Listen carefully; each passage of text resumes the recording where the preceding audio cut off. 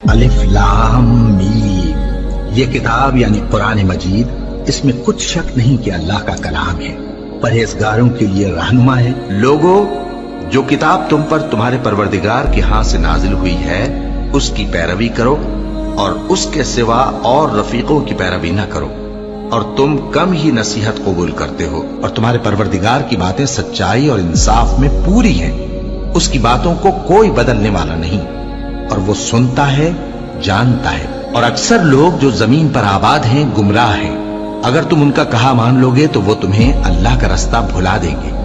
یہ محض گمان کے پیچھے چلتے اور نرے اٹکل کے تیر چلاتے ہیں۔ تمہارا پروردگار ان لوگوں کو خوب جانتا ہے جو اس کے رستے سے بھٹکے ہوئے ہیں، اور ان سے بھی خوب واقف ہے جو رستے پر چل رہے ہیں۔ بھلا یہ قرآن میں غور کیوں نہیں کرتے؟ اگر یہ اللہ کے سوا کسی اور کا کلام ہوتا تو اس میں وہ بہت سا اختلاف پاتے۔ اور اے پیغمبر صلی اللہ علیہ وآلہ وسلم، وحی کے پڑھنے کے لیے اپنی زبان کو تیز تیز حرکت نہ دیا کرو کہ اس کو جلد سیکھ لو۔ اس کا جمع کرنا اور پڑھانا ہمارے ذمے ہے، سو جب ہم اسے پڑھا کریں تو تم اس کو سنا کرو اور پھر اسی طرح پڑھا کرو، پھر اس کے معانی کا بیان بھی ہمارے ذمے ہے۔ اور اپنے پروردگار کی کتاب کو جو تمہارے پاس بھیجی جاتی ہے پڑھتے رہا کرو، اس کی باتوں کو کوئی بدلنے والا نہیں، اور اس کے سوا تم کہیں پناہ بھی نہیں پاؤ گے۔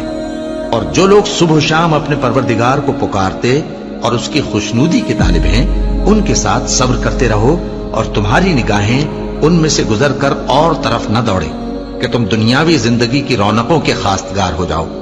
اور جس شخص کے دل کو ہم نے اپنی یاد سے غافل کر دیا ہے اور وہ اپنی خواہش کی پیروی کرتا ہے اور اس کا کام حد سے بڑھ گیا ہے، اس کا کہا نہ ماننا۔ اور کہہ دو کہ لوگو، یہ قرآن تمہارے پروردگار کی طرف سے برحق ہے، تو جو چاہے ایمان لائے اور جو چاہے کافر رہے۔